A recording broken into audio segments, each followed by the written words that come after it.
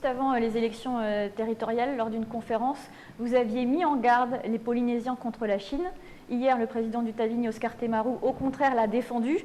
Aujourd'hui, que craignez-vous précisément de ce pays?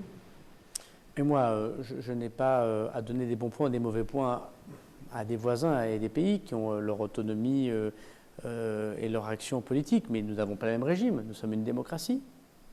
Nous avons des élections libres et disputées. Les femmes sont l'égale des hommes. Tout le monde peut écrire ce qu'il souhaite sur Internet. Personne ne les censure. Il n'y a pas de reconnaissance faciale dans la rue pour savoir quelle est votre identité. Et nous avons une certaine conception de ce qu'on appelle les droits de l'homme, de la liberté d'expression, de la liberté de culte. Voilà. Donc moi je suis étonné quand on est porte-parole d'un autre pays que le sien, qui est vu quand même comme un pays qui n'est pas la plus grande démocratie au monde. Bon. Donc ça veut dire quoi d'ailleurs? Ça veut dire que ceux qui demanderaient l'indépendance et quitteraient la France pour aller vers des puissances qui ne seraient pas des puissances qui mènent les droits de l'homme, la liberté d'expression. Allons, c'est assez caricatural.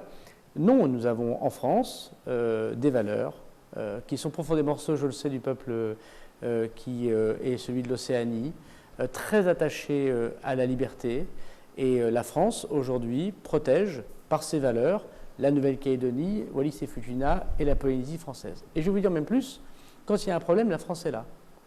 Quand il y a eu le Covid, madame, fallait-il être davantage français ou dépendre d'une autre puissance asiatique qui a pris des dispositions dont on peut penser que les dispositions françaises ont quand même mieux protégé la population, à la fois pour les libertés publiques et pour la santé?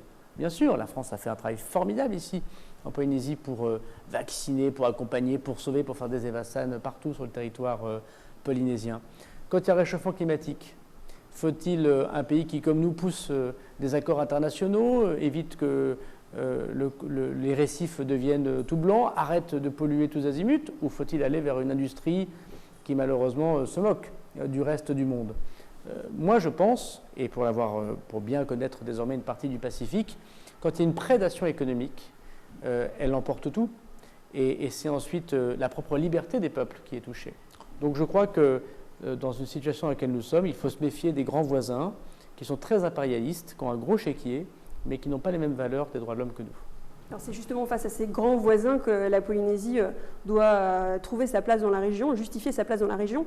La Calédonie et la Polynésie ont basculé depuis peu dans le camp indépendantiste. Est-ce que la présence française dans le Pacifique n'est pas remise en question par ces choix exprimés dans ces deux territoires? Alors non. D'abord, en Nouvelle-Calédonie, par 3 fois, les Calédoniens ont voté et ils ont choisi de rester français. Ça se respecte. Et il n'y a pas plus démocratique que 3 référendums, qui ont été d'ailleurs demandés pour une partie d'entre eux par les indépendantistes, donc dont acte, il faut accepter le sort démocratique des urnes. Et puis, deuxièmement, ce n'est pas la première fois qu'il y a un gouvernement indépendantiste en Polynésie française. D'ailleurs, il y a beaucoup de problèmes que nous vivons ici, qui sont la conséquence de plusieurs gouvernements, qu'ils soient autonomistes ou indépendantistes. M. Temaru, que vous évoquez, a été, me semble-t-il, en responsabilité politique. Il a d'ailleurs, à l'époque, me semble-t-il, pas demandé l'indépendance. Bon. Donc, en revanche, il y a une lutte contre les monopoles qui n'a pas été totalement réglée. Il y a un accès au transport qui n'a pas été réglé. Et puis moi, j'ai entendu encore une fois les maires des Tuamotu, des Marquises, qui nous disent attention, il y a trop de pouvoir à pas péter.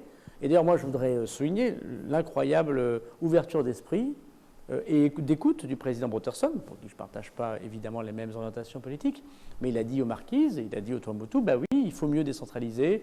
Pendant longtemps, on a laissé trop centraliser les choses à Papeete. Oui, il vaut mieux prendre des décisions près de chez vous et pas de les prendre à Papeete. Il y a parfois une forme aussi de jacobinisme polynésien, on va l'appeler comme ça.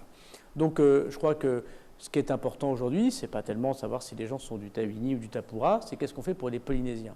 Et si demain ou après-demain, les Polynésiens souhaiteraient, parce qu'ils c'est leur droit, avoir plus de pouvoir, plus d'indépendance, notre travail à nous, c'est de les aider à être plus autonomes économiquement, plus autonomes dans l'alimentation. Qu'est-ce que ça veut dire de demander une indépendance quand on a 35% seulement de sa production agricole, quand on n'a pas assez de recettes touristiques, fiscales, économiques, ou alors il faut dépendre d'un grand voisin prédateur, comme on l'évoquait tout à l'heure, pour pouvoir être autonome et payer le service public que nous connaissons aujourd'hui en Polynésie. Tout à l'heure, c'était très touchant, dans un atoll de 459 habitants, il y a une école flambant neuve, qui est un abri en même temps anticyclonique. Moi, je veux dire, une école comme ça, je n'en ai pas dans ma propre commune, qui était la beauté de ce que sait faire la République française et le pays de la Polynésie pour l'ensemble des citoyens de ce beau pays, et notamment dans un endroit qui peut apparaître isolé. Ça, c'est le travail que nous faisons pour rendre les gens plus indépendants, plus autonomes. Quand je vois les gendarmes, cette magnifique cérémonie où les gendarmes polynésiens chantaient en polynésien pour la revue des troupes qu'un ministre de la République française faisait pour l'arrivée de leur nouveau colonel. Voilà, c'est ça ce qu'on aime en Polynésie. C'est à la fois une identité très forte, personne n'empêche les gens de parler ou de chanter en polynésien, et ils avaient le drapeau français sur leur uniforme. Je pense que c'est le travail qu'on doit faire tous ensemble. Et c'est grâce à la Polynésie et à la Calédonie que la France a des intérêts souverains dans le Pacifique. C'est tout à fait vrai. C'est grâce à la Polynésie et à la Calédonie que la France est restée la France, parce que ce sont les territoires qu'ont choisi le général de Gaulle en 1940 avant tout le monde, qui ont envoyé des soldats mourir pour une terre qui était très lointaine de chez eux, qui bien sûr, pour la Polynésie, c'est quasiment 50% de notre zone économique exclusive, c'est-à-dire notre mer, bien sûr. C'est grâce aux intérêts stratégiques que la Polynésie et la Nouvelle-Calédonie donnent à la France, que la France est une grande puissance. Mais l'inverse est vrai. C'est parce qu'à la France, en Polynésie, en Nouvelle-Calédonie, que nous sommes libres, démocratiquement indépendants, que les gens peuvent dire ce qu'ils souhaitent, qu'ils vivent dans un pays où on les soigne gratuitement, où on les éduque gratuitement, où on permet à chacune et à chacun, j'espère, de vivre mieux, de dire que voilà, la cause des femmes est une grande cause. Donc il y a les deux. La Polynésie et la Nouvelle-Calédonie ont nourri la France, ont aidé la France à être plus belle, plus grande, plus autonome, plus indépendante. Et puis en même temps, la France a aidé la Calédonie et la Polynésie à être libres, me semble-t-il, dans une conception de la vie qui n'est pas celle des grands États qui nous entourent.